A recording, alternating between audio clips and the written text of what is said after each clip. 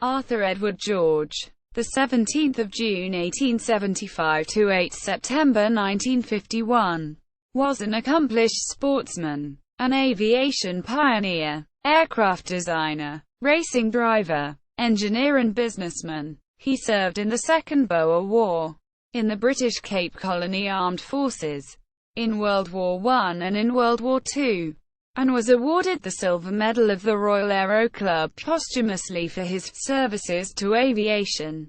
Over 50 years. Early life. Arthur Edward George was born in Fordington, near Dorchester, Dorset, England on 17 June 1875. His family moved to Newcastle upon Tyne while he was a child. He was a talented athlete, being a swimmer, figure skater and racing cyclist at international level. After serving an engineering apprenticeship in Newcastle, he lived for some time in South Africa, where he became national cycling champion and represented South Africa at the 1899 UCI Track Cycling World Championships in Montreal, Canada. He served with the Cape Colony Cyclist Corps from 7 January 1901 until 12 May 1902 in the Second Boer War, receiving the Queen's South Africa Medal with 3 clasps on his attestation. Joining up form, he is described as being age 23, nationality English, trade cycle mechanic, height 5 feet 10.5 inches, weight 150 pounds, chest 38 inches, complexion fair, eyes blue, hair black, character very good. It was noted that he supplies own bicycle. Later life. In 1902, having returned to England, he formed the company George and Jobling in Newcastle upon Tyne with Robert Bob Lee Jobling. In 1904 the company moved to premises which had previously been used by Robert Stevenson and Company, which it was to occupy for 60 years. George and Jobling first manufactured bicycles and later motor vehicles and automobile bodywork. It also sold motor vehicles and was an agent for many manufacturers. In addition to its coach building business, George and Jobling sold motor vehicles and was an agent for many manufacturers, including Argyll, Dirac, Hillman, Ford and Fordson. Between 1907 and 1970, the firm had branches in Hexham, Glasgow, Darlington, Bowness and Leeds and is credited with inventing the forerunner of the trolley jack and the breakdown truck. It became well known as expert witnesses in court cases involving serious motoring accidents. George was a keen racing driver and competed at home and in mainland Europe in road races, hill climbs and sand racing.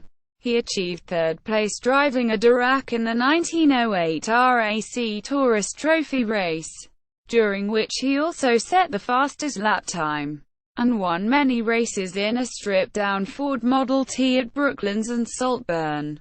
This same car was later fitted with a polished brass body and became known as the Golden Ford, which is still preserved. During the national strike of 1926, he was involved in driving newspapers from Newcastle to London.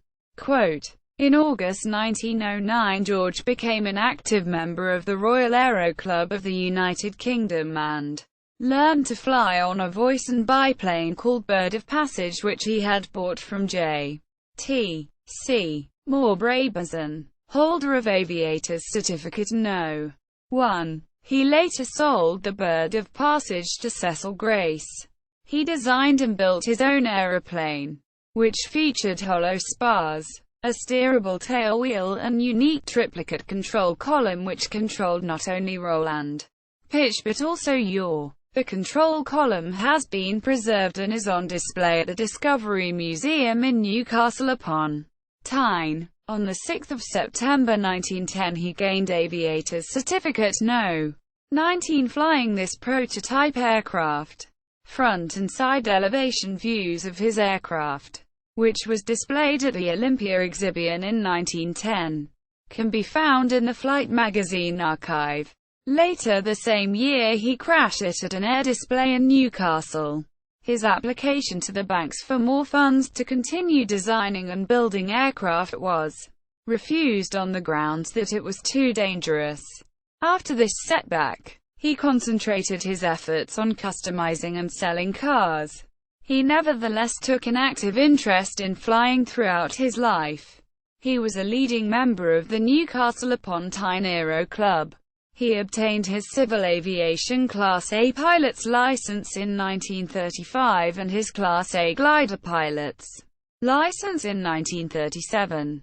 In World War II he served from July 1939 until November 1940 as commanding officer of 131 Tyneside Squadron, Air Defence Cadet Corps. A.E. George volunteered for military service in World War I, rising to the rank of temporary major in the Northumberland Motor Volunteer Corps.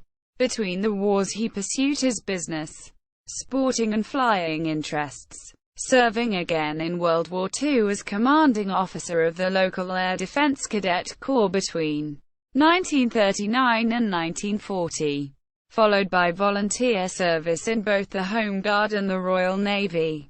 On 8 September 1951 George died of cancer in Bingley, Yorkshire, aged 76. His funeral was held in Newcastle and was attended by local dignitaries, representatives of the aviation world and previous employees. The local RAF Air cadets performed a fly-past over the funeral ceremony in honor of his services to aviation. The Royal Aero Club awarded him a posthumous silver medal.